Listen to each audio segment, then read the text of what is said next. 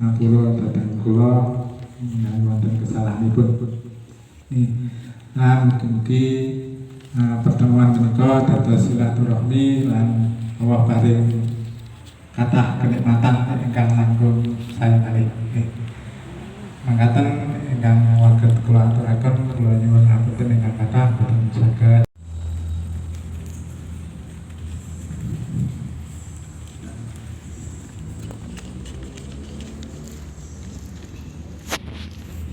Matur. Alhamdulillahirabbil alamin.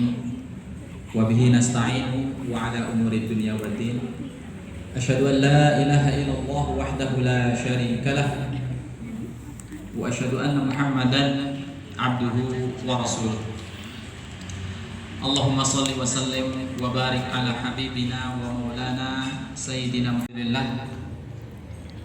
Segala puji bagi Allah Subhanahu wa ta'ala yang telah banyak memberikan kepada kita banyak karunia-Nya, banyak kenikmatan kepada kita. Senantiasa kita harus banyak-banyak bersyukur, banyak-banyak berzikir kepada Allah Ta'ala. Alhamdulillah kita dipertemukan pada majelis yang mulia ini insyaallah, karena salah satu kenikmatan nih bisa berangkat bareng berjamaah, berangkat untuk haji pada 2017. Hikmahnya alhamdulillah bisa dipertemukan dan mengadakan kumpulan majelis dzikir seperti ini merupakan hal yang sangat luar biasa. Dilanjutkan dalam kajian ilmu ya, untuk menambah ilmu, menambah wawasan keilmuan, itu hal yang sangat luar biasa sekali. Masya Allah.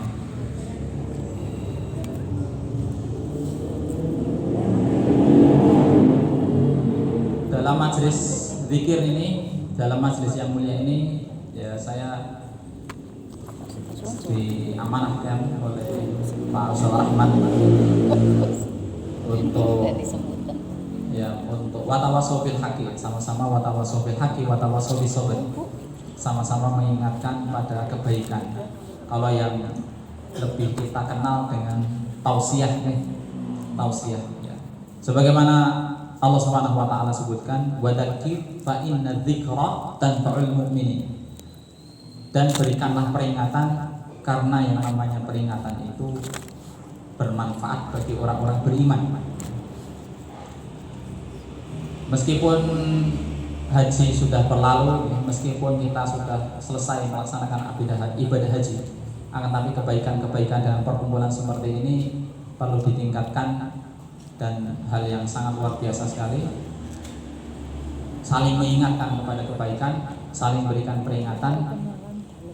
Oleh karena itu Rasulullah SAW terus mengingatkan ya, dalam salah satu sabdanya, aktsiru dzikra hadimil laddat.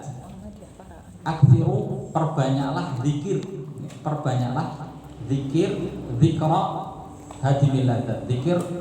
Zikir penghancur kenikmatan. Dalam artian dengan adanya majelis ini kita sama-sama mengingatkan untuk dapat mendekatkan diri kepada Allah ya, untuk saling-saling mengingatkan. Kalau mungkin di antara kita sedang lemah ya, patah semangat ya, diingatkan agar kita semangat kembali ya, menambahkan ilmu, menambahkan wawasan, dan tentunya adalah dalam rangka tujuan akhirat, yaitu untuk mencari keridhaan Allah Azza wa Jalla.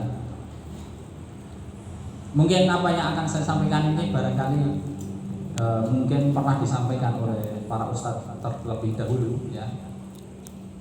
Bisa jadi kok materinya sama dengan ustadz-ustadz sebelumnya, karena ini sudah berjalan berkali-kali. Setelah berjalan berkali-kali, setelah COVID saja, setelah pandemi sudah berjalan hampir 3 kali, 4 kali ya, Masya Allah. Berarti ya mungkin materinya mungkin pernah ada ya pendengarnya, atau materinya sama dengan ustadz-ustadz terlebih dahulu. Akan tapi nggak apa-apa, bagi kita sebagai orang beriman, diulang-ulang materi meskipun orangnya yang lain menyampaikan, itu tetap menjadi hal yang bermanfaat. Wa dzakir fa inna dzikra tanfa'ul mu'minin, dan berikanlah peringatan, karena yang namanya peringatan itu bermanfaat bagi orang-orang beriman. Untuk tema untuk tema pengajian ini, saya akan membawakan sebuah tema memanage rasa kecewa. Memanage rasa kecewa. Ada yang nggak pernah kecewa? Kecewa ada yang nggak pernah kecewa kira-kira? Tidak ada yang tidak. Saya kira ya namanya kecewa itu pasti ada, gitu. Pasti ada. Siapapun itu, entah itu presiden barangkali, entah itu gubernur, entah itu pejabat, ataupun kita sebagai orang biasa, itu pasti ada yang namanya kecewa. Ya.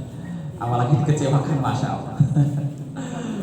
Nah ini judul tema kali ini akan saya sampaikan terkait dengan memanage rasa kecewa. Karena manusia hidup di dunia ini tidak mungkin dia tidak ada rasa kecewa. Siapapun itu pasti pernah merasakan yang namanya kekecewaan. Nanti mungkin akan saya ambilkan beberapa kisah pada zaman terbaik, yaitu pada zaman Nabi Shallallahu Alaihi Wasallam, dan juga mungkin kisah ya pada zaman terbaik juga, kisah pada zaman sahabat Nabi Shallallahu Alaihi Wasallam. Bagaimana mereka ketika kecewa, kemudian apa yang mereka lakukan dengan kekecewaan itu. Ya, di antara gambarannya Rasulullah itu pernah pasca perang Hunain itu pernah membuat orang itu kecewa. Kemudian juga kisah seorang panglima perang yang tidak pernah terkalahkan, panglima perangnya Nabi, yaitu Khalid bin Walid. Ya. Beliau itu sebagai seorang panglima perang dari sejak zamannya Rasulullah hingga setelah zamannya Rasulullah, yaitu Abu Bakar sebagai seorang khalifah, beliau tetap menjabat sebagai seorang panglima perang. Ya.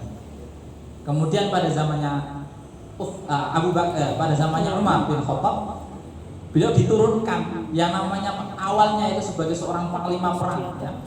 Memiliki kedudukan, memiliki pangkat yang begitu tinggi, tiba-tiba disuruh menjadi pasukan biasa.